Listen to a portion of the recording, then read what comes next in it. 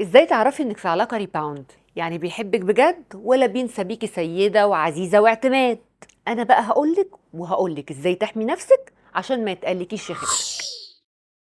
الرجالة لما تحب بجد، وده طبعا يا حبيبتي نادرا لما بيحصل، ساعتها بيبقى صعب تنسى بسهولة، عشان الجرح بيبقى غارز قوي ومعلم قوي وعامل حفر قد كده بين البطين الايمن والبطين الايسر في قلب الراجل. فساعتها الراجل ابو قلب كبير الجرح بينقح عليه قوي، فهل يسيبه ينقح؟ لا طبعا. ساعتها بيشوف حاجة ترطب عليه وتطر الجرح ويغير عليه، فبيدخل في حياته بنت واتنين وتلاتة ومليون احيانا، وبيعرفهم كلهم في نفس الوقت من غير ما يحب ولا واحدة فيهم يا بسنت.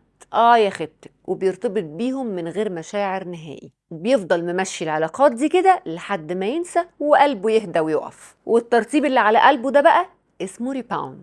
فاكرين الهضبة لما قال ليه يا قلبي كل يوم بتحب واحدة، وبعدين قال له انت عارف حتى تعشق حد غيرها، وبعدين قال له ده انت وانت ويا غيرها بتفتكرها.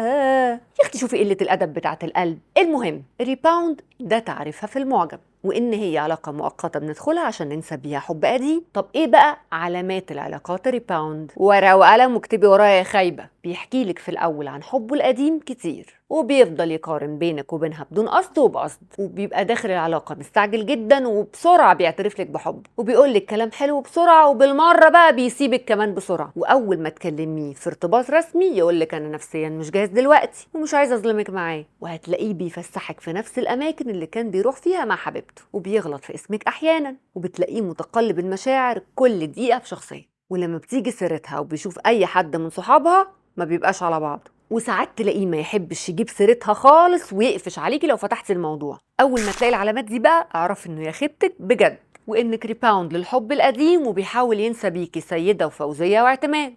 وانا بسنت النبراوي، تابعيني في خيبتك عشان نشوف خيبتي وخيبتك. ازاي تعرفي صغنونه انا صغنونه. خلاص مش لازم انا بص، لا هقولها بقى، لا استنى بقى. مونجور.